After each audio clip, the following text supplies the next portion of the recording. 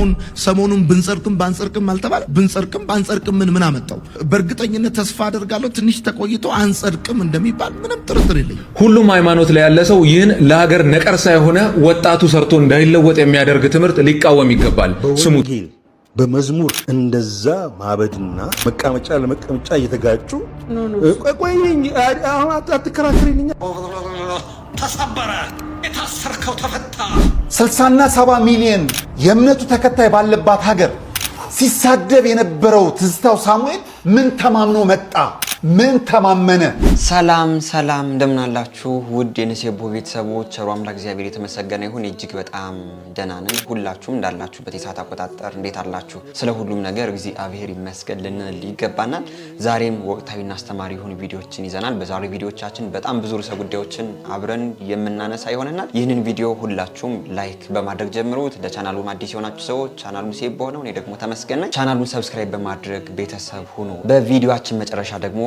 አንድ በጣም ደስ የሚያሰኝ የምስራች የሆነ ዜናን አሰማችኋለሁ እስከ ፕሮግራማችን ፍጻሜ አብራችሁን ቆዩ ቻናሉንም ሰብስክራይብ አድርጉ ዛሬ ቪዲዮአችን የምንጀምረው እጅግ ፈገግ በሚያስብል አንድ ቪዲዮ ነው ይህንን ቪዲዮ አይተን እንመለሳለን በቲክቶክ የመጣ ጥያቄ ነው እርጉዝ ሴት አንዳንድ ጊዜ እንዲያው የማይሆን ነገር ነው አሉ የሚያስፈልጋቸው እርጉዝ ሴቶች የታየ እንዳትሉኝ አውቃለሁ እኔ የማያውቁ ሰዎች ካሉ የራሳቸው ጉዳይ እንጂ እኔ አቃለሁኝና ያንን የሚያስፈልጋቸው ነገር አንዳንድ ጊዜ ይሄ ትርፍራፊ ምግብ ሁሉ ያስፈልጋቸዋል ይባላል ይቺ ደግሞ ምን ቢያስፈልጋት ነው የክርስቲያን ስጋ ቢያስፈልጋት የክርስቲያን ስጋ እንግዲህ በመብራቱ ላይ ሆኖ ሲብለጨለጭ ጮማውን ብታይና ይሄን ካልበላሁ ብትል ምን ላድርጋ አረ ችግር የለውም ትግዛና ግዛላትና ትብላ ገስታ ትብላ እንዳትከለክሏት በሸርዕ ክልክል አይደለም ይሄ የበዓል ስጋ እንዳትበላ እንጂ የድግስ ስጋ እንዳትበላ ናም ሰላም አለይኩም ወራህመቱላህ ዘንድሮ እንግዲህ የማንሰማው ነገር የለም አብሶ ደግሞ እንደዚህ በሸሪዓ ህጎች ምናምን ስንሰማ እንደው ካይምሮ በላይ የሚሆኑ ነገሮችን በዚህ መልኩ ደግሞ የሚያስቁ ነገሮችን ያው እያየን እንገኛለን ዘንድሮ እየተናገረ ያለው ምንድነው አንዲት እርጉዝ ሴት የክርስቲያን ስጋ ቢያምራት ትበላለች ወይስ አትበላም ተብሎ ሲጠየቅ መልሱ ምን እንደሆነ ኡስታዙን ሰምታችሁታል ትብላ ችግር የለም ብቻ የድግስና ለበዓል የታረደ ስጋ ይሁን ለድግስና ለበዓል የሚታረደው ስጋ ምን ተብሎ ነው የሚታረደው በአዘቦት ቀን ደግሞ እንደው ስጋ ቤቶች ላይ ተንጠልጥሎ ክርስቲያን ስጋ ቤቶች ላይ የሚሸጠው ስጋ ምን ተብሎ ነው የሚታረደው ልዩነት አለው ኡስታዝ ይሄንም ያው ምላሽ እንዲሰጡልን ብዬ ነው ሁሉም ክርስቲያን የሚያርደውን ነገር ሁሌም ቢሆን በስመ አብ ወልድ መንፈስ ቅዱስ ብሎ ነው የሚያርደው እንጂ እንደው የበዓል ሲሆን ሌላ ነገር በእንዲህ አይነት ቀን ደግሞ የሚሸጥ ሲሆን ደግሞ ሌላ ነገር የሚለው ነገር የለም ይህን ነገር ብታስተውሉ መልካም ነው ከከለከሉ ሁሉን ነው መከልከል ለማለት ነው ቪዲዮአችን ይቀጥላል የምናምነው ሃይማኖት ምን እንደሆነ ካላወቅን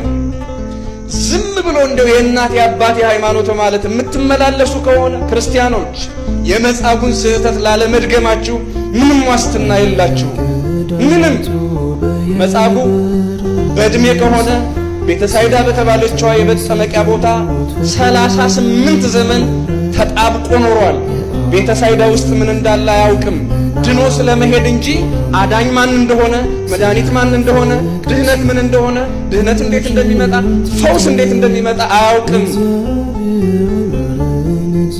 መዳን እንጂ አዳኙ ማን እንደሆነ ማወቅ እንኳን የማይፈልግ ሰው ነው ዝም ብሎ እዛ ቤተሳይዳ ተጣብቆ መኖር እንደ ዕውቀት የሚቆጥር ሰው ነው እና ቤተሳይዳ መኖሩ መልካም ነበር ቤተሳይዳ ማለት ቤተክርስቲያን ናት ቤተክርስቲያን ውስጥ እየኖሩ ቤተክርስቲያንን የማያውቁ ሰዎች መጨረሻቸው ምን ሊሆን ይችላል እውነት ነው ቃል ሕይወት ያሰማል መምህራችን ሁላችንም ኦርቶዶክሳውያን የቤተክርስቲያናችን አስተምሮ ጠንቅቀን ልናውቅ በጣም ግድ ነው እንደው ማተብ አስሮ ኦርቶዶክስ ነኝ ማለት ብቻ ይህ ተገቢ አይደለም የቤተክርስቲያናችን አስተምሮ ግን ጠንቅቀን ስናውቅ በቤተክርስቲያናችን ስርዓት እንኖራለን ቤተክርስቲያናችን ምን እንደምታስተምር ጠንቅቀን እናውቃለንና በቤተክርስቲያናችን እየኖርነ በኦርቶዶክስ ተዋሕዶ ቤተክርስቲያን አማኝ ሆነን የቤተክርስቲያኗን ትምህርት አለማወቅ ማለት ይህ በጣም ከባድ ነው ሁላችንም እንግዲህ ልናስተካክለው የሚገባ የሚገባ ነገር ነው። ወደ ቀጣይ ቪዲዮአችን ደግሞ ስንሄድ ይህንን ሰሞን ደግሞ የፕሮቴስታንት ፓስተሮች በኦርቶዶክስ ቤት ላይ ያላቸውን ጥላቻ አሁንም ቢሆን እንደገና አገርሽቶባቸው እያየን እንገኛለን። ይህንን ሰሞን ርዕሰ ሊቃውንት አባ ገብረ ኪዳን አንድ ያስተማሩት ትምህርት ነበር። በትምህርታቸውም ላይ እንዲህ የሚል ቃላትን ተጠቅመው ነበር። ብንጸድቅም ባንጸድቅም እንኳን ኦርቶዶክስ ሆን። ይህንንም ይዞ ፓስተር ዮናታን ይህንን ሰሞን ይህንን ነገር ተናግሮ ነበር። ቪዲዮን አይተን እስኪ አንዳንድ ነገሮችን የምንመለከት ይሆናል። አሁን ሰሞኑን ብንጸድቅም ባንጸድቅም አልተባለ። ብንጸድቅም ባንጸድቅም ምን አመጣው? በእርግጠኝነት ተስፋ አደርጋለሁ ትንሽ ተቆይቶ አንጸድቅም እንደሚባል ምንም ጥርጥር የለኝም። እውነቴን እኮ ነው የምነግራችሁ። አዚም ነው የኢትዮጵያ ሕዝብ ላይ የተደረገ አዚም። አዚም ከኢትዮጵያ ሕዝብ ላይ ተገፉ የወደቀ ቀን የኢትዮጵያ ሕዝብ የጽድቅ ብርሃን ይበራለታል። ለመሰላችሁ ክርስትናው ወደ መጽሐፍ ቅዱስ መምጣት አለበት። እንትኑ ሰርክሉ መጥበብ አለበት። ብዙ ቦታ ነው የኢትዮጵያ ሕዝብ ረግጦ ያለው። አሁን እነዛም መጽሐፎች ጥሎ ገላትያ ጋር ከመጣ አንብቦ አለመቀበል አይችልም። አሁን መጽሐፉን የማንበቢያ ጊዜ ያሳጥተውታል።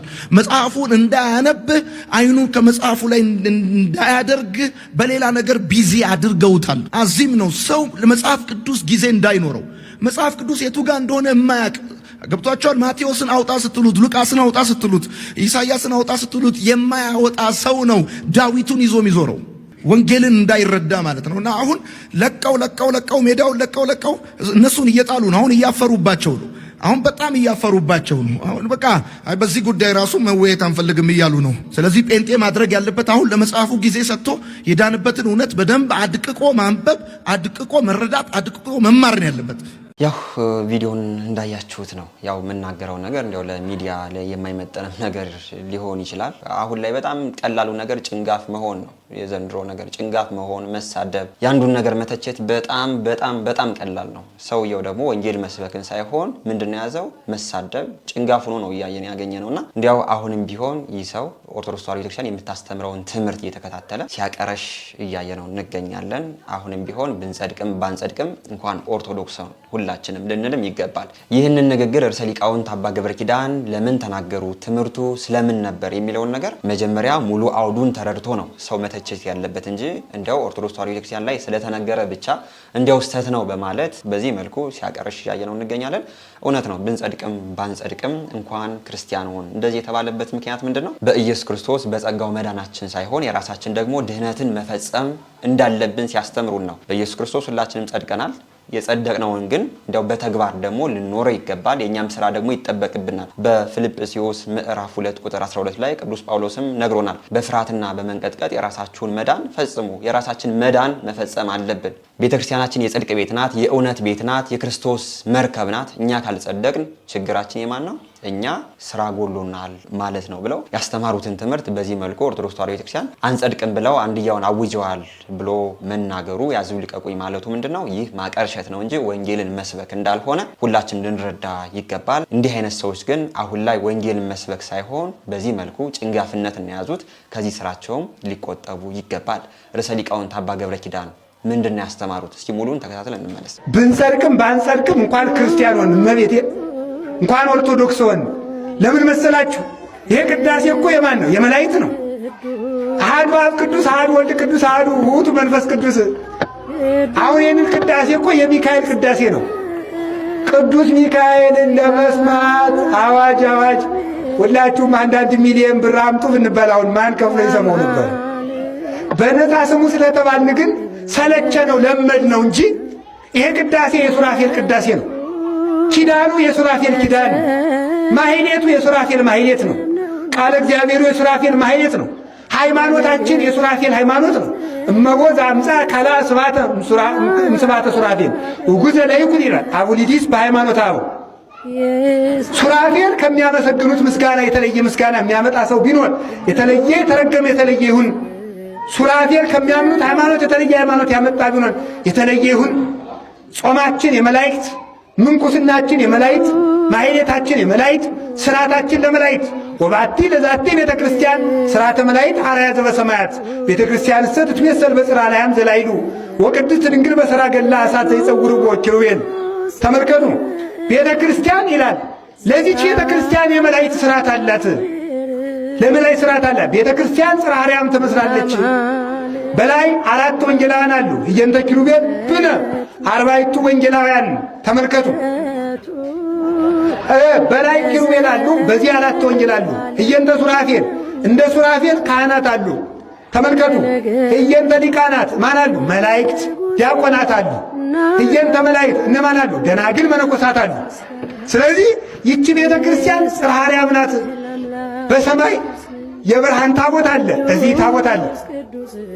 በሰማይ የብርሃን መጋረጃ አለ፣ እዚህም የብርሃን መጋረጃ አለ።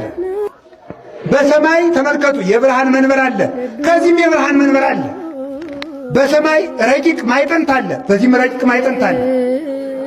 በሰማይ ረቂቅ ፍም አለ፣ በዚህም ረቂቅ ፍም አለ። በሰማይ ረቂቅ ዕጣን አለ፣ በዚህም ረቂቅ ዕጣን አለ። በሰማይ እግዚአብሔር አለ፣ በዚህም እግዚአብሔር አለ። ስለዚህ እቺ ቤተ ክርስቲያን ሰማይ ናት፣ ጠፈር ናት። እቺ ቤተ ክርስቲያን ጠፈር ናት፣ ሰውና መላእክትን ያስተባበረች። መምህራችን ርዕሰ ሊቃውንት አባ ገብረ ኪዳን ያስተማሩት እንግዲህ ሙሉ ትምህርት ይህንን ይመስላል። ይህንን ለማለት ፈልገው ነው። ፓስተሩ ደግሞ አምጥቶ ኦርቶዶክሳውያን እንደዚህ ናቸው፣ መጽሐፍ ቅዱስን በስርዓት አያውቁም፣ የማቴዎስ ወንጌል፣ የማርቆስ ወንጌል፣ የሉቃስ ወንጌል እንኳን አውጡ ስትሏቸው ምንም የሚያውቁት ነገር የለም፣ ዳዊታቸውን በጉኛቸው ይዘው ነው የሚዞሩት አይነት ነገር ሲናገር ሰምተናል። ፓስተር ዳዊትም እኮ የመጽሐፍ ቅዱስ ክፍል ነው፣ እንዲያው እናንተ ከቁርአኑ መድባችሁት ካልሆነ ዳዊትም የመጽሐፍ ቅዱስ ክፍል መሆኑን ማወቅ አለብህ። እንዲህ አይነት ሰዎች ግን ወንጌል መስበክ የሚመስላቸው ኦርቶዶክሳውያንን መናገር፣ ኦርቶዶክሳውያንን መሳደብ፣ ኦርቶዶክሳውያኑ ላይ አዚም ተደርጓል እያሉ ዝም ብሎ ያልሆነን ነገር አምጥተው መናገርን ነው። ቤተክርስቲያናችን ላይ ኦርቶዶክሳውያኑ ላይ አዚም የሆናችሁ እናንተ ናችሁ እንጂ ቤተክርስቲያን ለኦርቶዶክሳውያን ምንም ያደረገችው አዚም የለም። ማን ነው ከፕሮቴስታንትና ከኦርቶዶክስ ይልቅ በስርዓት ወንጌልን እየሰበከ ያለው የሚለውን ነገር አሁን ላይ በግልጽ እያየ ነው የምንገኘው ነገር ነው። እናንተ የምታስተምሩት ምንድነው? ለክርስቶስ ብሎ መጨፈርን፣ ለክርስቶስ ብሎ የማይሆን ነገር ማድረግን ነው። ቤተክርስቲያናችን ደግሞ ምን አይነት የጽድቅ ቦታ እንደሆነች መምህራችን ርዕሰ ሊቃውንት አባ ገብረ ኪዳን እንኳን በትምህርታቸው በዚች በ2 ደቂቃ እንኳን እንዴት እንደገለጿት ሰምታችኋል። እስኪ አንድ ፓስተር ነው የመጽሐፍ ቅዱስ ጥያቄ ይጠየቃል፣ በምን መልኩ እንደሚመልስ እንስማው። የፕሮቴስታንት አገልጋይ ነኝ የሚል ሰው ቪዲዮን አይተን እንመለሳለን። አገልጋይ ነኝ፣ አገለግላለሁ።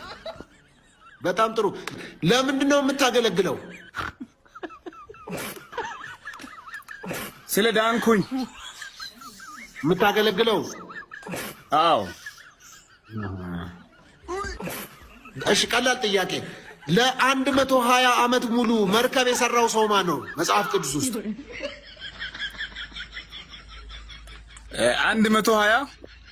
120 ዓመት ፈጅቶበታል መርከብ ሲሰራ። ማን ነው? ሄኖክ። የሚገርም ነው፣ የሚገርም ነው። ወደ ሊሄድ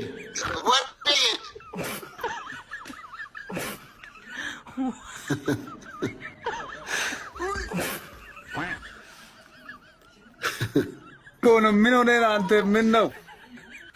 አይ የት ሊሄድ ነው የሰራው ብዬ ነው። ሄኖክ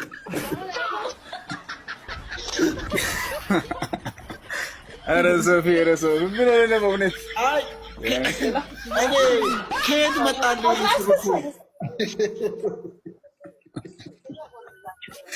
አንተ ቆይ የመጀመሪያው እንግዲህ አገልጋዩ እንደሰማችሁት ነው። ያስቃል፣ ግን መሳቅ አልፈለኩም። በዚህ መልኩ የኖህን ታሪክ እንኳን በስርዓት አያውቅም፣ ግን ደግሞ አገልጋይ ነው። እንዲህ አይነት ሰዎች ናቸው ኦርቶዶክስ ተዋሕዶ ቤተክርስቲያን የሚተቹ። ኦርቶዶክስ ተዋሕዶ ቤተክርስቲያን ወንጌልን አሰብክም፣ መጽሐፍ ቅዱስን አውጡ ስትሏቸው እንኳን ኦርቶዶክሳውያኑ የማቴዎስ ወንጌል የሉቃስ ወንጌል አይለዩትም እያሉ የመጡ የሚያቀረሹብንና የራሳችሁን መምህራን መጀመሪያ ፈትሹ። ይህ ሰው እንግዲህ ፓስተር ነኝ መምህር ነኝ ያለ ሰው ነው፣ ግን የኖህን ታሪክ እንኳን አያውቅም። የኖህ ታሪክ እኮ በእኛ በኦርቶዶክስ ተዋሕዶ ቤተክርስቲያን ህፃናት በሰንበት ትምህርት ቤት ከ5 ከ6 ዓመት ጀምረው የሚያውቁት የሚናገሩት ነገር ነው። እንዲህ አይነት ሰዎች ግን ዝም ብለው እንደው ኢየሱስ ኢየሱስ ኢየሱስ ማለት ብቻ ወንጌል የሚመስላቸው ግን ደግሞ በእውነተኛው በኢየሱስ ክርስቶስ መንገድ የማይሄዱ ሰው ናቸውና እንደው እግዚአብሔር ልቦና ይስጣቸው ነው እንጂ ሌላ ነገር የምንለው ነገር የለንም። አሁን ግን ፓስተር ነን የሚሉ ሰዎች ከቤተ ክርስቲያን ላይ ማቀርሸቱን ይዘውታል። በእነሱ ቤት የሚሰጠውን ትምህርት ዞር ብሎ አያዩትም። በእኛ ቤት እውነት ክርስቶስ ይሰበካል ወይ አይሉ። ሁሌም ቢሆን ስለ ገንዘብ ስለሚያገኙት ብር ነው የሚናገሩትና ከዚህም ጋር ተያይዞ አንድ ቪዲዮ አሳይቼ ስለዛም ነገር ምንነጋገር ይሆናል። ሁሉም ሃይማኖት ላይ ያለ ሰው ይህን ለሀገር ነቀርሳ የሆነ ወጣቱ ሰርቶ እንዳይለወጥ የሚያደርግ ትምህርት ሊቃወም ይገባል። ስሙት። ሊሰራ ማይወድ አይብላ ነው የሚለው። የማይሰራ አዎ ሰርተህ ትበላለህ። ሰርተህ ግን ሀብታም አትሆንም። ወጥረህ ሰርተህ ባለጠጋ እሱ። የመጀመሪያ መኪናን እንዴት ነው የገዛው? በተአምር ነዋ። የመጀመሪያ ቤትን እንዴት የሰራው? በተአምራት። እሱ እንደዚህ ብሎ የሚናገረው ዘይት እየሸጠ ከምዕመኑ መባና አስራት ብሎ ገንዘብ እየሰበሰበ ከዩቲዩብ ገቢ ያገኘ በሱ ትምህርት የደነዘዙ ሰዎች በሚሰጡት ገንዘብ ሀብታም ሆኖ ነው። ከዛም ባሰ ሲል የታምር ገንዘብ ወይም ሚራክል መኒ ያለ እያለ ሆዳቸውን በተስፋ ይሞላል። ታዲያ ይህን ያመነም ሰው ሰርቼ መለወጥ ማልችል ከሆነ ነቢያት የተባሉ ሰዎች ጋር ሊሄድና ላጸልይ ወደ ማለት ይገባል። ሁሌም እነሱ ጋር ይሄዳል። ይለውጣል ብለው የሚሸጡትንም ነገሮች ይገዟቸዋል። ለነሱ መገበር ይጀምራሉ። ስሙት። አሁንም እኔ በጴንጤ ሁሌ የምናደደው ሰው ጠንቋይ ቤት ሄዶ ሀብታም ይሆናል ብሎ ያምናል። ነብይ ጋር መጥቶ ሀብታም ይሆናል ብሎ ግን አያምንም። ወዳጆቼ ኃይሌ ገብረስላሴ እንቅልፍ አጥቶ ዳገት ቁልቁለት ወርዶ ለፍቶ ባገኘው ውጤት ነው አሁን ሀብታም የሆነው። ሳሙኤል ታፈሰ፣ በላይነህ ክንዴ፣ ቡዛየው ታደለ፣ ሌሎች ለሀገር እየጠቀሙ ያሉ ባለሀብቶች ሰርተው ነው እዚህ የደረሱት። ሰርቶ መለወጥ ይቻላል። ፈጣሪ እጅ የሰጠን ጊዜ የሰጠን እውቀት የሰጠን ሰርተን እንድንለወጥ ነው። ስንሰራ ደግሞ ጨምሮ ይሰጠናል። በዚህ ትምህርት የምታምኑ ሰዎች ህይወታችሁን ተመልከቱ። አሁን ላይ ለምን የምትፈልጉትን ኑሮ አትኖሩትም? የነሱ ባሪያ ሆናችሁ ለነሱ እንድትገብሩ ከሚያደርጉ ትምህርቶች ሽሹ። በብልሃት እንኖር። እግዚአብሔር ይስጥህ ወንድሜ። እውነት ነው። እንግዲህ ፓስተሩ እንደሰማችሁት ሰው ሰርቶ የትም ደረጃ አይደርስም። በተአምር ግን ሀብታም ሊሆን ይችላል። ሰርቶ ግን ሰው መኪና መግዛት አይችልም። በተአምር መኪና ይይዛል። ሰው ሰርቶ ቤት አይገዛም። በተአምር ግን ቤት ሊኖረው ይችላል እያለ ሰውየው በዚህ መልኩ ስለ ስራ ነው እያወራ የሚገኘውና ሁሌም ቢሆን ሰው ሁሉ በዛ የተገኘው ሰው ሁሉ ገንዘብ አምላኪ እንዲሆን ነው የሚያስተምረው ይህ ሰው አይደል? አብዛኛውን በፕሮቴስታንት አዳራሽ የሚሰጠው ነገር ሁሉም ነገር ሁላችን የምናውቀው ነው። እንደዚህ ይሆንልሃል፣ እንደዚህ ይደረግልሃል፣ እንትና ባንተ ላይ ተነስቶብሃል፣ እንደዚህ ነው፣ በተአምር እንደዚህ ሆነልህ፣ በባንክ እንደዚህ ገባ። ምንም የሚገባ ነገር የለም። ሁሉም ሰው በኢማጂኔሽን ብቻ ይሄ ሞቲቬት የማድረግ ወይም ደግሞ ዝም ብሎ አለይ ብሎ እንዲያስብ ማድረግ ነው እንጂ ሌላ ነገር የሚፈጥሩት ነገር የለም። በማቴዎስ ወንጌል ምዕራፍ 6 ቁጥር 24 ላይ ለሁለት ጌቶች አትገዙ፣ ለእግዚአብሔርም ለገንዘብም መገዛት አይቻልም፣ አንዱ መምረጥ አለባችሁ እያለ ነግሮናል። አሁንም ቢሆን ይህ ፓስተር የሚያስተምረው ምንድነው? ለገንዘብ እንዲገዙ ነው እንጂ ለእግዚአብሔር እንዲገዙ አይደለም ያስተማራቸው ያለ። እንዲያው ይህንን ነገርም ሲያጠቃል በማቴዎስ ወንጌል ምዕራፍ 6 ቁጥር 33 ላይ አስቀድማችሁ የእግዚአብሔርን መንግስቱንና ጽድቁን ሹ ሌላው ነገር ይጨመርላችኋል ብሎ ነው የተናገረው። እነዚህ ሰዎች ደግሞ የሚያስተምሩት ስለ ገንዘብ ነው፣ ስለ ጽድቅ አይደለም፣ ስለ እግዚአብሔር መንገድ አይደለም። ሰው በመንፈሳዊነት እንዲኖር ሳይሆን ሰው በዓለማዊ መንገድ ኑሮ ገንዘብ እንዴት ያምጣ እንዲሰራ እንኳን አያደርጉትም። በዚህ መልኩ ለምንድን ነው የምትሰሩት? በተአምራት ብር ታገኛላችሁ እያሉ እነሱ ገቢያቸውን ያገኛሉ። ሰው ደግሞ እንዲራቆት በድህነት እንዲኖር የሚያደርጉ ሰው ናቸውና እንዲያው አሁን ላይ መተቻቸቱን እነሱ ስላመጡት ነው እንጂ እንዲያው ስለነሱም የምናወራበት ጊዜ ኑሮ አይደለም። እንዲያው በጣም ብዙ ጨዋ የሆኑ ፕሮቴስታንቶች ወንጌልን የሚሰብኩ በእግዚአብሔር መንገድ ለመኖር የሚጥሩ የሚተጉ ሰዎች እንዳሉ እናውቃለን። እንዲህ አይነት ሰዎች ደግሞ እንዲያው በእነሱ ቤት ሆነው እነሱን በማፈን ወንጌል የሚያደርጉት ምንድነው? ኦርቶዶክስን መሳደብ፣ ኦርቶዶክስ ላይ መጥቶ ማቀርሸትና በዚህ መልኩ በኢየሱስ ክርስቶስ ስም የራሳቸውን ቢዝነስ መስራት እንደሆነ ሁላችንም ልናውቀው ይገባል። አሁንም ቢሆን በንግግሬ እንደው ትልቁን የፕሮቴስታንት እምነትን እየተናገርኩ አይደለም፣ ግን የፕሮቴስታንት እምነትን የማይወክሉ ግን ደግሞ እንደው ወንጌል የሚመስላቸው እኛን መሳደብ ለሚመስላቸው ሰዎች እንደሆነ ልትረዱልኝ ይገባል። ሌሎች ቪዲዮዎችን እናያለን። ቸርች ውስጥ ቸርቹ ወንበር እስኪሰበር ድረስ ወንበር እስኪሰበር እኮ ነው አይደል? እንደ ጩኸቱና ረብሻው በወንጌል በመዝሙር እንደዛ ማበድና ይቅርታ፣ አድማጮችሽን ይቅርታ ጠይቃለሁ ይህን ቃል በመጠቀሜ መቀመጫ ለመቀመጫ እየተጋጩ ቆይ አሁን አትከራከሪልኛ። ዝም ለማለት እኮ ጊዜም የለም እኮ ከተጀምሮ እስኪያልቅ ድረስ እንደተባለ ሲጮህ ሲደለቅ አይዞሽ ግድልም ትናገረኛለች በኋላ አንድ የታገሽኝ እንዲህ እየተገለባበጠ የሚቆም ምን የሚል እንትን የሚል ምናምን የሚጮህ ልከቺ እዚህ ጋር ወንድ እዚህ ጋር ሴት ቆሙ። ከዛ በኋላ መዝሙሩ እየቀለጠ ልክ እንደ እስክስታው እንዲህ እየተባባሉ በማ ጌታ ኢየሱስ እየተባባሉ እንዴት ነው ሊሆን የሚችለው ይሄ ነገር? ይሄ ለእኔ እንደዛ ማበድና ያልሄድም ቦታዎች ላይ አንዳንድ ቦታም ሳልወድ በግዴ ለአንዳንድ ምክንያቶች እጅም ያዩዋቸው አሉ። እኔ ትዕግስቱም የለኝም። በቃ እኔ አልችልም፣ እንዲያ ቦታ መቀመጥም ማድረግም አልችልም። ሰውየው እንግዲህ የፕሮቴስታንት አማኝ ነው እንደሰማችሁት፣ ግን ደግሞ በቸርች ላይ እየተደረገ ያለው ነገር ልክ እንዳልሆነ ሲናገር እየሰማነው እንገኛለን። ይህንን ነገር ነው እኛም እየተናገርን የምንገኘው። እንዲህ አይነት ጨዋ የሆኑ በወንጌል ሕግ ለመኖር የሚተጉ ብዙ እንግዲህ የምናከብራቸው ፕሮቴስታንቶች እንዳሉ ቅድም ተናግሬያለሁ። በንግግሬ አሁንም ቢሆን ትልቁ የፕሮቴስታንት እምነትን እየተናገርኩ አይደለም፣ ግን በፕሮቴስታንት እምነት ኖረው ወንጌል መስበክ ቅድም እንደተናገርኩት መሳደብ፣ ኦርቶዶክስ ላይ ማቀርሸት ለሚመስላቸው ግን የፕሮቴስታንት እምነትን እነሱ እንግዲህ እንደማይወክሉ መልእክትን ማስተላለፍ ፈልጋለሁ። እነሱ በያዙት እነሱ አገለገን በሚሉበት ቸርች ላይ ምንድነው የሚደረገው? እስኪ በዚህም መምህራችን መምህር ዘመድኩን የሚናገረው ነገር አለ። ቪዲዮን አይተን እንመለሳለን። ተሰበረ፣ የታሰርከው ተፈታ፣ ደብተራዎች ያዙት፣ ድግምቶች ያዙት፣ ተፈታ። ሃሌሉያ አሜን በል። ኢየሱስ ጌታ ነው። ይሄ ነው ወንጌል፣ ይሄ ነው ስብከት። አንተ ዘመድኩ ወንጌል ስበክ፣ ዝም ብለህ ሁልጊዜ ምናምን አትል። ወንጌልማ ማለት ይሄ ነው። ወንጌል እኔ ጋር ነው ያለችው። ወንጀል ነው አንተ ጋር ያለው። ወንጀል ዘመናዊ ጠንቋይ ነው እየሰማ ያለው። እኔ ጋር ነው ወንጌል ያለው። አዳር ፕሮግራም እያልክ ጌታ ፈቅዶልኛል፣ ጌታ ምን ብሎልኛል እያልክ ይሄን ነው የምትፈልጊው፣ ይሄንን ነው የምትፈልጊው፣ ይሄኛውን ሲያምርሽ ይቀራል፣ ይሄኛው ለሌላ የተያዘ ነው፣ ሌላ ፈልጊ። የግልሙትና የምትማ እሱ ነው ወንጌል ላንተ፣ እሱ ነው ወንጌል ላንተ፣ ወንጌል ላንተ እሱ ነው። ጌት ነው የመጣኸው ከጀርመን ምን እሷን ልታገባ? አዎ አይሆንም፣ አታገባትም። ለምን? ጌታ ተናግሮኛል። ላክስቷ ልጅ ልትድረው እኮ ነው። ያ ሰውዬ የመጣሁት ከሙቀጡሪ ነው ቢባል ይዛት ሂድ፣ ጌታ ፈቅዶልኛል። ይሄ ነው ለአንተ ወንጌል። እንደ ከብት የምትነዳበት ከእንስሳ ከሰውነት ባህሪ ወጥተህ የማንም ዘመናዊ ጠንቋይ፣ የማንም ውርጋጥ፣ የማንም ሸቃጭ በእግዚአብሔር ስም በቅዱሱ በእግዚአብሔር ስም በጌታ በመድኃኔ ዓለም በኢየሱስ ክርስቶስ ስም ወንጀል እየሰራ ብርህን ጤናህን ግጦ እንቅልልቦሽ የሚጫወት እሱ ነው ላንተ ወንጌል። መምህራችን መምህር ዘመድኩ እንደሰማነው ነው እንግዲህ ወንጌል ተብሎ የተደረገ ያለው በዛኛው ቤት ምን እንደሆነ በዚህ መልኩ ገልጾልናል። ምንም የማይካድ ሀቅ ነው፣ እያየነው ያለው ነገር ነው። እዚህም ላይ የሚጨመርም የሚቀነስም ነገር የለም። እነ እናት አለም በሉተኝ እነ ሌላም ፓስተር በሉተኝ ሁሌም ቢሆን ማቀርሸታቸውን አላቆሙም። ለነሱ ግን ወንጌል መስበክ ነው የሚመስላቸው። ወንጌል መስበክ ግን እርሱ አይደለም። ሌላውን እያስጠላ ሌላውን እያማ የሚሰበክ ወንጌል የለም። ወንጌል ከሆነ ስለ ክርስቶስ መናገር ስለ ክርስቶስ ማስተማር ነው እንጂ እንትና እንደዚህ ነው የሚባል ወንጌል የለም። እንዲህ የምታደርጉ ሰዎች አሁንም ከስራችሁ እንድትቆጠቡ ስንል በዚሁ መልእክታችን እናስተላልፋለን። ሁላችሁም ኦርቶዶክሳውያን ይህ ቪዲዮ ጉልበት እንዲኖረው ላይክ አድርጉት። ያው ሪፖርት ተደርጎም ሊጠፋ ይችላል ይህ ቪዲዮ። እንግዲህ ሁላችሁም የምታደርጉትን ነገር እንድታደርጉ በዚሁ መልእክቴን አስተላልፋለሁ። ወደ ቀጣይ ቪዲዮአችን ደግሞ ስንሄድ ከዚህ ርዕሰ ጉዳይ ሳንወጣ ቤተክርስቲያን ያሳደገችው ቤተክርስቲያን በጣም ብዙ ነገር ያደረገችለት ለብዙ ማዕረግ ያበቃቸው አሁን ግን ዙሮ ቤተክርስቲያን የሚወጋ ቤተክርስቲያን ላይ የሚያቀርሽ ቤተክርስቲያንን ካልተናገረ ለሱ ወንጌል መስበክ የማይመስለው ሰው ይህንን ሰሞን ወደ ሀገራችን ኢትዮጵያ ገብቷልና መላ ኦርቶዶክሳውያን ይህ ሰው እንግዲህ ለሕግ እንዲቀርብና እንዲጠየቅ አባቶችን እያሳሰበ ይገኛል። እስኪ እነዚህ ቪዲዮዎች አይተን አንዳንድ ነገሮችን የምንነጋገር ይሆናል። ምን ቁማር ያሰበው ነው?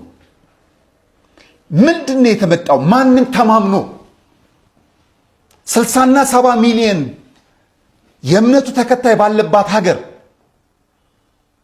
ሲሳደብ የነበረው ትዝታው ሳሙኤል ምን ተማምኖ መጣ? ምን ተማመነ? የፈለገውን ይተማመን። ህግ መከበር አለበት። ንጹህ አባቶቻችን አባት ሆናችሁ የምታሳዩን ጊዜ አሁን ነው። ከዛ ግድ የለም። ሌላው ቀላል ነው። ብፁዓን አበው ሊቃነ ጳጳሳትን ግብረ ሰዶማዊ እያለ ሲሳደብ ነበር። አባቶች ዝም ካላችሁ ስድቡ ተመችቷችኋል ማለት ነው፣ ወይም እውነት ነው የተናገረው ማለት ነው። ስለዚህ ግብረ ሰዶማውያን ካልሆናችሁ የታየህም ብላችሁ ቢያንስ ለቤተ ክርስቲያን ሳትሉ ቢያንስ ስለ ድንግል ማርያም እንትታችሁ ስለ ጻድቃን ሰማዕታት ትታችሁ ስለ ስማችሁ ብቻ ስትሉ ህግ አስከብሩ። ብፁዓን አባቶችን ግብረ ሰዶማዊ ሲል ሲሳደብ ነበር። ተውት ቤተ ክርስቲያንን ስለ ስማችሁ ስትሉ ቢያንስ አባት ናችሁና አባትነታችሁን እንድናከብር በልጆቻችሁ ፊት ሞገስ እንድታገኙ ስለ ስማችሁ ስትል በህግ ፊት ተፋረዱት።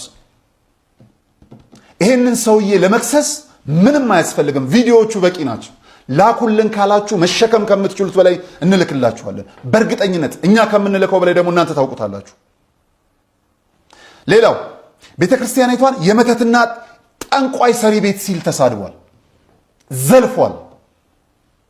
የድህነት የምህረት የሆነችዋን ቤት ቀዳማዊት ሁላይት ዘላለማዊት የሆነችዋን ቤተክርስቲያን አውርዶ ጠንቋይ ሰሪ ቤት ሲል በግልጽ ተናግሯል። ይሄ እናንተን ባይመለከት እኛ የቤተክርስቲያን ልጆችን ይመለከታል። ከምንም በላይ ደግሞ እናንተ ስላላችሁን እናንተን ተከትለን የህግ መከበር እስከ መጨረሻው ድረስ እስከሚረጋገጥ ድረስ አብረናችኋለን። ቪዲዮ አለ። ቅዱሳት መጽሐፍትን የደዌ መጽሐፍ ሲል አራክሷል። ማንበብ ያልቻለ ድዊ የሆነ ግለሰብ ቅዱሳት መጽሐፍትን የድዊ መጽሐፍት ሲል አራክሷል። ጠብቁኝ አመጣላችኋለሁ። ቅዱሳን አባቶችና ቅዱሳን እንስቶችን ጣዖት ሲል በአደባባይ ተናግሯል።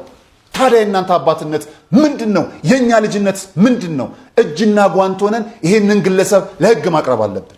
ትዝታው ሳሙኤል አይታሰርም፣ አይጠየቅም፣ ይጠየቅልን፣ ይታሰርልን እያላችሁ ቪዲዮ ምሰሩ አትልፉ ልላችሁ ነው ቪዲዮ ምሰራው። ትዝታው ሳሙኤል አይጠየቅም ስላችሁ ትዝታው ሳሙኤል ወንጀለኛ አይደለም እያልኳችሁ አይደለም። ጽድት ያለ ወንጀለኛ ነው፣ ለዛውም ከበቂ ማስረጃ ጋር። ታዲያ እንዴት ወንጀለኛም ነው እያልክ በቂ ማስረጃም አለ እያልክ አይታሰርም አይጠየቅም ትላለህ ካላችሁ በደንብ አዳምጡ። አንዳንዴ ነገሮችን ከቦክስ ውጭ ብናስብ ደስ ይለኛል። ሰፋ አድርገን አይደለም እናንተ ትዝታው ሳሙኤልን ወንጀለኛ የምትሉ ይቅርና ራሱ ትዝታው ሳሙኤል ኢትዮጵያ ቢመጣ ሊያስጠይቀው የሚችልን ወንጀል ውጭ ሀገር ላይ ሆኖ እንደሰራ ጠንቅቆ ያውቀዋል። በነገራችን ላይ እሱ ጅል አይደለም ወይንም ሞኝ አይደለም። ወንጀል እንደሰራ እያወቀ ዝም ብሎ ተነስቶ የሚመጣው ችግር የለውም ኃላፊነቱን እንወስዳለን ማንም አይነካህም ብሎ ፕሮሚስ ገብቶ ኃላፊነቱን ወስዶ ያመጣው አካል አለ። በዚህ 100% እርግጠኛ ነኝ። ይሄ ነገር ደግሞ የሆነው አንዴ ብቻ አይደለም፣ ከዚህ በፊትም የተለመደ ነገር ነው። ማስረጃ ካላችሁ ልንገራችሁ። ዮኒ ማኛ ታውቁታላችሁ። በሃይማኖትና በብሔር እየገባ በጣም ብዙ የጥላቻ ንግግሮችን ሲናገር የነበረ ግለሰብ ነው ዮኒ ማኛ። የምታስታውሱ ከሆነ የሆነ ሰዓት ዮኒ ማኛ ኢትዮጵያ መጥቶ ነበር። የኢትዮጵያ ሕግ ስለማይጠይቀው ይመስላችኋል እሱ ዘው ብሎ ኢትዮጵያ የመጣው? አይደለም። ልክ እንደ ትዝታው ሁሉ ከባድ አካል ከጎኑ ስለነበረ ነው። ኃላፊነቱን ወስዶ ፕሮሚስ ገብቶ ያመጣው አካል ስላለ ነው እንጂማ የኢትዮጵያ ሕግ ቢፈጸምማ ኖሮ እንደ ትዝታውና ዮኒ ማኛ አይነት የጥላቻ ንግግርን በሃይማኖትና በብሔር በፖለቲካው በዘር ያንቦራጨቁ ግለሰቦች በነጻነት ሊንቀሳቀሱባት የሚችሉባት ሀገር አይደለች።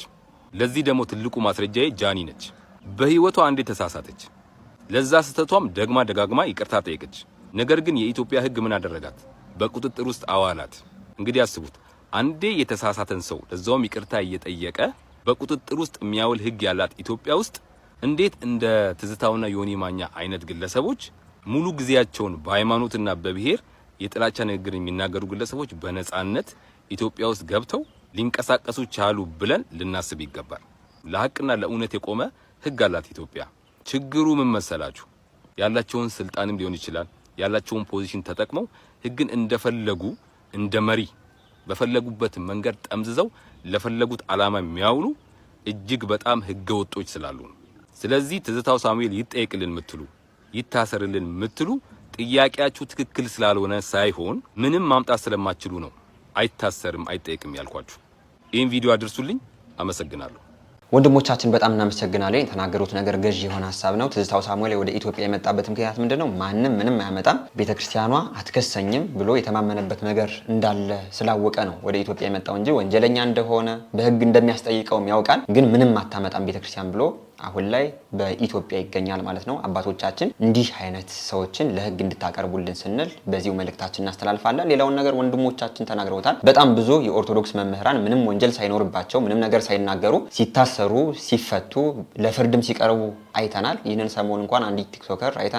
ጃኒን በቃ አንድ ማህበረሰብ ተሳደበች፣ እንዴት ለፍርድ በቶሎ እንደቀረበች ሁላችንም ያየነው ነገር ነው። እንዲህ አይነት ሰዎች ደግሞ የተሳደቡት አንድ ማህበረሰብን ሳይሆን የኢትዮጵያ ህዝብ 60 ሚሊዮን በላይ የሆነ የኦርቶዶክስ አማኝ እንዳለ ይታወቃል። ትዝታውም ሆነ ሌሎች ፓስተሮችም የሚሳደቡት ይህንን ያህል ማህበረሰብ ነው። እንዲህ አይነት ሰዎችን ደግሞ ቤተክርስቲያናችን ተከታትላ ለህግ ልታቀርብ ይገባል እንጂ ሁሌም ዝም በማለታችን ቤተክርስቲያን መሰደብ የለባትም። አባቶቻችን አሁንም ቢሆን እንዲህ አይነት ሰዎችን ለህግ እንድታቀርቡ ስንል በዚሁ እንማጸናለን ማለት ነው። በቪዲዮ ላይ ያላችሁን አስተያየት ኮሜንት ላይ ጻፉልን።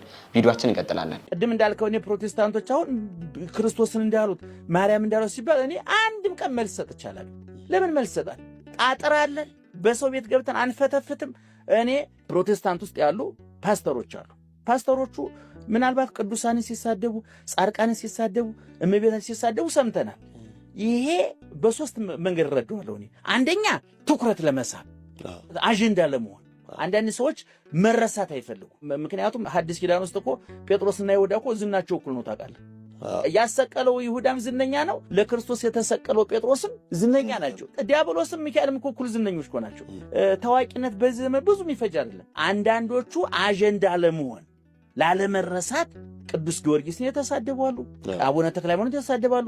እኔ ፕሮቴስታንቱ ወንድሜ፣ ፕሮቴስታንቷ እህቴ በቅን መንፈስ የምጠይቅሽ አንቺ ክርስቶስን እሰማለሁ፣ ሕይወቴ ይለወጣል፣ ጎደሎ ይሞላል፣ እንባዬ ይታበሳል፣ ጥያቄ ይመለሳል፣ ስብራቴ ይጠገናል፣ ቁስሌ ይፈወሳል፣ ክርስቶስን አገኘዋለሁ ብለሽ እዛ ጊዜሽን አቃጥለሽ እስራሽን ትተሽ ጉዳዬ ክርስቶስ ነው ብለሽ እዛ ጸሎት ቤት ሂደሽ ቁጭ ብለሽ ጊዮርጊስ ሲሰደብ ብትሰሚ ለአንቺ ምንድነው ትርፉ?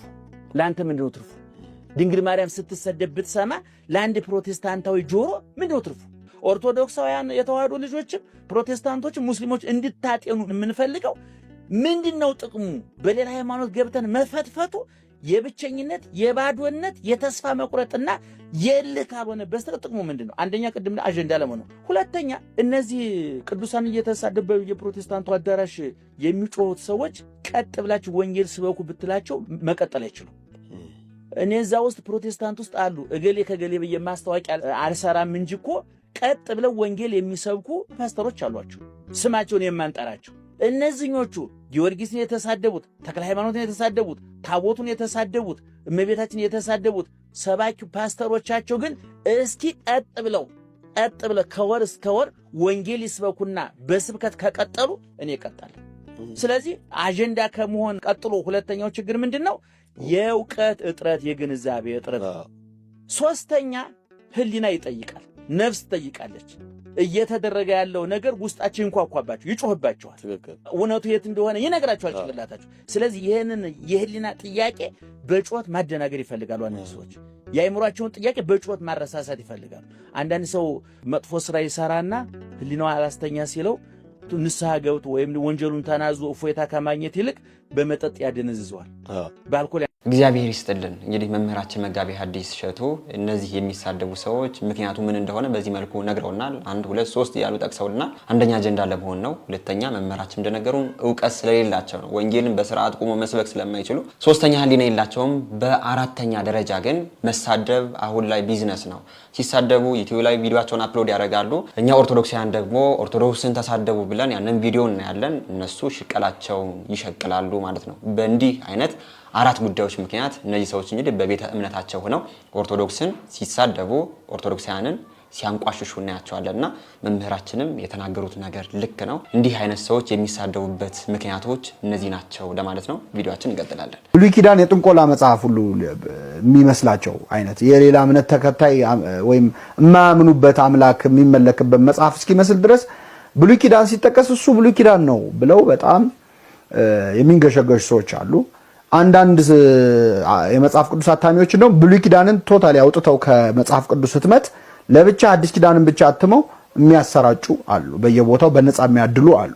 ጥሩ ነው ሐሳቡ፣ ግን ብሉይ ኪዳንን ማውጣት የሚለው ነገር ግን በጣም የተንሰራፋ ችግር ነውና ከብሉይ የሆነ ጥቅስ ሲጠቀስላቸው እሱ ብሉይ ኪዳን ነው፣ እሱ ያለፈበት ነው የሚል አይነት ነገር አለ። ቺን አስተሳሰብ ትንሽ ብንቃኛት ጥሩ ይሆናል ማለት ነው። ጌታችን መድኃኒታችን ኢየሱስ ክርስቶስ እዚህ ምድር ላይ ባስተማረበት ጊዜ መጽሐፍ ቅዱስን ጠቅሶ አስተምሯል ወይ ተብለን ብንጠየቅ አዎ ነው የምንለው።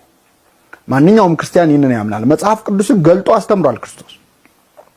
ግን የማቴዎስ ወንጌልን አይደለም፣ የማርቆስ ወንጌልን፣ የሐዋርያት ሥራን አይደለም፣ የጳውሎስ መልእክትን አይደለም የጠቀሰው። ሁሉም የሐዲስ ኪዳን መጽሐፍት ክርስቶስ በምድር ላይ ባስተማረበት ጊዜ አልነበሩ። እንኳን ባስተማረበት ካረገ በኋላ እስከ 30 ዓመት ድረስ አልነበሩ። እስከ 300 ዓመት ደግሞ ለየብቻ የተጻፉት አንድ ላይ አልተሰበሰቡ። ስለዚህ መጽሐፍ ቅዱስ ብሎ ይጠራ የነበረው ክርስቶስ በብሉይ ኪዳን የተጻፉት መጽሐፍት ብቻ ነበረ። ሐዲስ ኪዳን የሚባለው መጽሐፍ የለም። ስለዚህ ሐዲስ ኪዳን ሲጠቀስለት እሱ ብሉይ ኪዳን ነው ብሉይ ኪዳን ሲጠቀስለት እሱ ብሉይ ኪዳን ነው ያለፈበት ነው አልሰማም የሚል ሰው ክርስቶስ እያስተማረ ያለ ቢኖር ኖሮ አይሰማውም ነበር ማለት ነው። ምክንያቱም ክርስቶስ ራሱ ያስተማረበት መጽሐፍ ቅዱስ ነው። ብዙ ልንጠቅስ እንችላለን። በማቴዎስ ወንጌል ላይ እንደውም ገልጦ አገኘ ኢሳይያስን መጽሐፍ ገልጦ አገኘ ለድሆች ወንጌልን ሰብክ ዘንድ ቀብቶኛል የሚል አነበበ ይላል። እግዚአብሔር ይስጥልን መምህራችን የተናገሩት ነገር ልክ ነው። አንዳንድ ሰዎች የብሉይ ኪዳን መጽሐፍ ሲጠቀሱ የጥንቆላ መጽሐፍት የሚመስላቸው አሉ። ይህንም ደግሞ በዛሬ ቪዲዮ ያረጋገጥነው ይመስለኛል። እና ፓስተር ስማይ ጠሬ ቀደም እንግዲህ 3ኛ ቪዲዮ ላይ አይተናል። ማቴዎስ ወንጌልን ኦርቶዶክሳውያን ገለጡ ቢባሉ አይገልጡትም፣ አያውቁትም። ግን ደግሞ ዳዊታቸውን በዚህ ይዘዋል። ዳዊት እንግዲህ የብሉይ ኪዳን ስለሆነ እንደው እነሱ የሚያዩት የጥንቆላ መጽሐፍ ወይም ደግሞ ብሉይ ኪዳን ከተጻፈ እንደው የመጽሐፍ ቅዱስ እንደው አንዱ ክፍል አይመስላቸውምና እነ ፓስተር እንኳን ይህንን ነገር ዛሬ አረጋግጠውልናል። እግዚአብሔር ለመምህራችን ያገልግሎት ዘመናቸውን ያርዝምልን። ወደ ቀጣይ ቪዲዮአችን ደግሞ ስንሄድ በጣም ደስ የሚል መዝሙርን ነው ማስመለክታችሁ። ከዛ በፊት ግን ሁላችሁም ኦርቶዶክሳውያን የምስራች እንኳን ደስ አላችሁ ልላችሁ ነው ዛሬ በዚህ ቪዲዮ የመጣሁት። የምስራቹ ምንድነው? ከ6 ከ7 ወራት በፊት ሳዶቅ አምባ ማርያም አንድነት ገዳም እንግዲህ መነኮሳቱ ውሃ እንዳጠራቸው እሱንም እንድናስተካክልላቸው ብለን ቪዲዮውን ስንሰራ ነበር። ያንም ስራ ተጀምሮ አሁን ላይ 70% ላይ ደርሷል ማለት ነው። ከ2 ሳምንት ከ3 ሳምንት በኋላ እንግዲህ 100% ተጠናቆ የምናየው ይሆናል። ፕሮጀክቱ ግን በዚህ መልኩ እየተጠናቀቀ ይገኛል ማለት ነው። ወደ 2 ኪሎ ሜትር ያህል ነው ውሃው ተስቦ የመጣው። እንግዲህ እንደምታዩት በጣም ተራራ ቦታ ነው። ለስራው በጣም አዳጋች ነበር። ግን በእግዚአብሔር ፈቃድና በእናንተ እንግዲህ እርዳታ ይህንን አድርገናል ማለት ነው። እናንተም እንግዲህ እኛን ሰምታችሁ ይህን ነገር በማድረጋችሁ በጣም ቆሜ እንግዲህ እግዚአብሔር ያክብርልኝ እላለሁ። ያው መጨረሻውን ደግሞ ከ3 ከ4 ሳምንታት በኋላ ሂጄ በቦታው የማስመለክታችሁ ይሆናል። ወደ ዘማሪው እንሄዳለን። ለነፍሴ ነፍሳነሽ ለመንገዴ ፋና እንዳልተፋምናለሁ አንቺ ልጅ ነኝና የጻድቃን እናቶች እጅግ ብዙ ናቸው በብሉይ በሐዲስ ብንዘረዝራቸው አንቺ ግን አንዲት ነሽ የለሽም ጭማሪ ትኖሪያለሽ እንጂ ትውልድ ስታስምሪ ለነፍሴ ነፍሳነሽ ለመንገዴ ፋና እንዳልተፋምናለሁ አንቺ ልጅ ነኝና ለነፍሴ ነፍሳነሽ እንዳልተፋምናለሁ ያንቺ ልጅ ነኝና ያንቺን ስም ተማጽኖ ያንቺን ስም ቀድሶ አንቺን አመስግኖ አንቺን አወድሶ የተጠቀመ እንጂ በረከት አግኝቶ አልታየም እስካሁን የተጎዳ ከቶ ለነፍሴ ነፍሳነሽ ለመንገዴ ፋና እንዳልተፋምናለሁ አንቺ ልጅ ነኝና ለነፍሴ ነፍሳነሽ ለነፍሴ ነፍሳነሽ ለመንገዴ ፋና እንዳልጠፋምናለሁ ያንቺ ልጅ ነኝና። እንግዲህ እመቤታችን ቅድስት ድንግል ማርያም ሁላችንም ከመጥፋት ትጠብቀን። በጣም ደስ የሚል ዝማሬ ነው። እግዚአብሔር ዝማሬ መላእክትን ያሰማልን እንላለን ለእህታችን። የዛሬ ቪዲዮዎቻችን እነዚህ ይመስሉ ነበር። በንግግር ያጠፋሁት ነገር ካለኝ ኮሜንት አድርጉኝ፣ አስተካክለዋለሁ።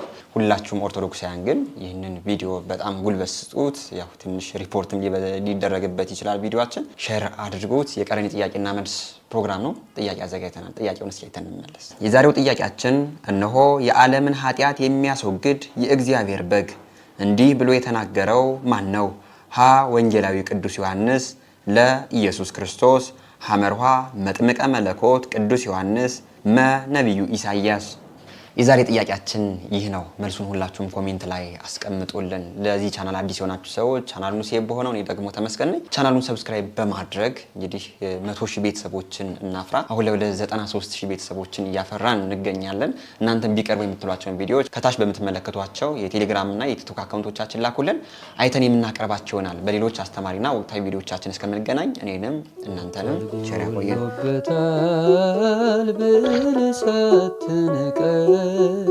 ለዚህ ያደረስከኝ ጌታዬ እኔ ማን ነኝ?